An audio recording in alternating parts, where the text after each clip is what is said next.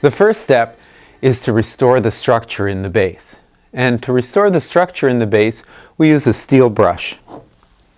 A steel brush is quite abrasive. It actually gouges right into the fibertex material of the base.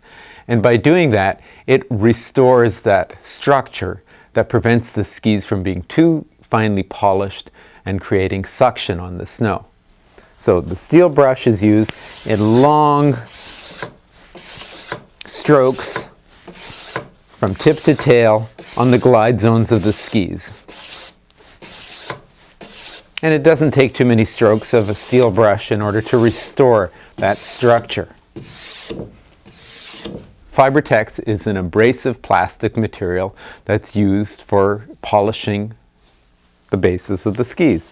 And we simply run the fibertex back and forth along the glide zone of the skis in order to scrub off those little fine hairs that are raised.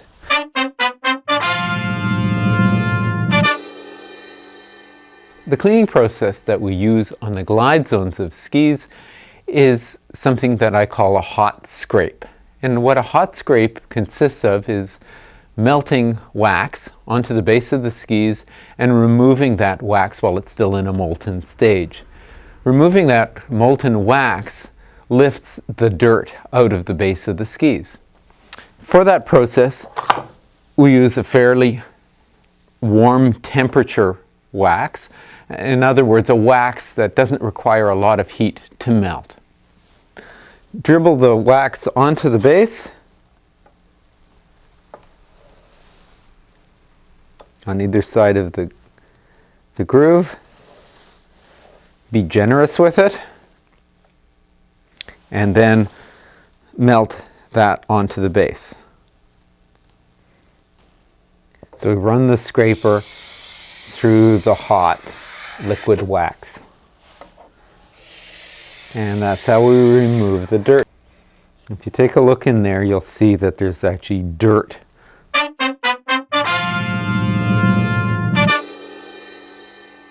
This is the wax that's going to form my primer coating. It's the wax that allows other waxes to bond more securely to the bases of your skis and last longer in the process of skiing on them. You definitely want to prevent the bases of your skis from being overheated. That layer of liquid wax on the base of the skis prevents your skis from receiving the direct heat from the sole plate of the hot iron. So it acts as a buffer against the heat of the iron. It also allows us to transfer the heat of the iron very efficiently into the wax. What you never see me do with an iron is you never see me going back and forth over the same spot. If I miss a spot when I pass the iron over it, I'll get that spot on the next pass. So again, the rules are always run your iron in one continuous stroke. Make sure that the wax is actually solidifying shortly after you've passed the iron. It's much better and safer to apply heat slowly to your bases, alternating from one ski to another or from one end of the ski to the other, than to try to concentrate all your heat in one area. While the wax is still warm, it's the best time to scrape the groove of the skis. So I use my groove scraper and I simply run that groove scraper through the groove, removing wax. Now we're ready to scrape the bases.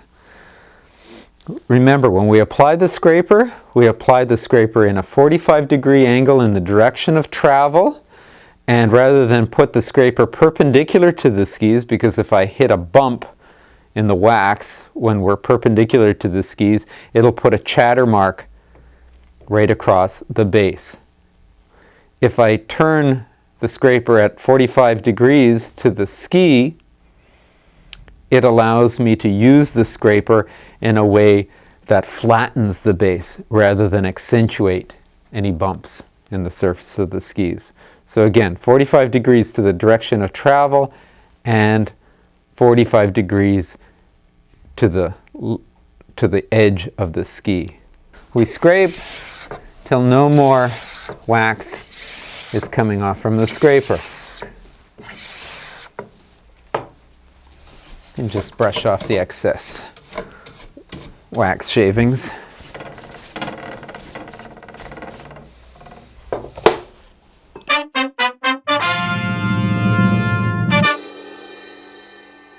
If you're using temperature-specific waxes or waxes that are designed for a specific condition that you're expecting to ski in, this is when you would start to apply that wax. Okay? And again, we start with the same process, dribbling it on generously on the glide zones of the skis.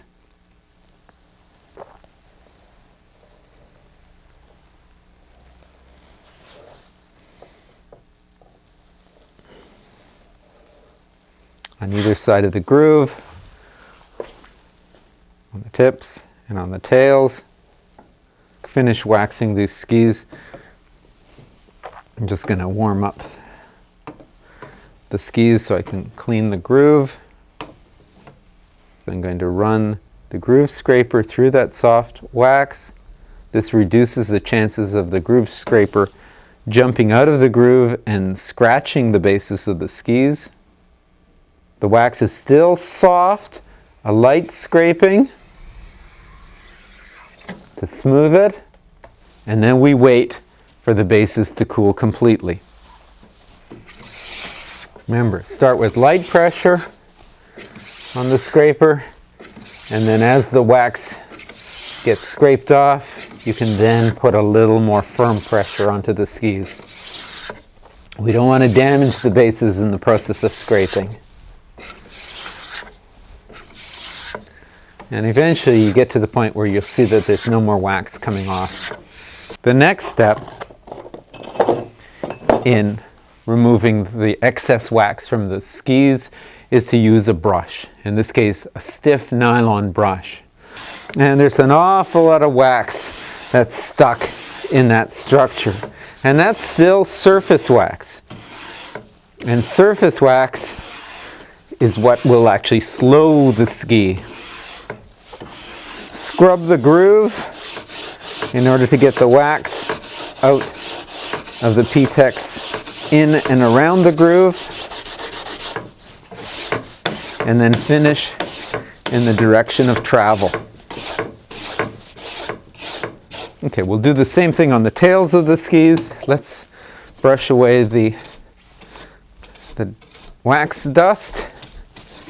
Okay, make sure that there's no surface wax on the skis. We want the base of the finished ski to have a nice satiny glow to it. And that's the indication that the wax from the surface has all been adequately removed and that the skis are going to be lightning fast. And we're done.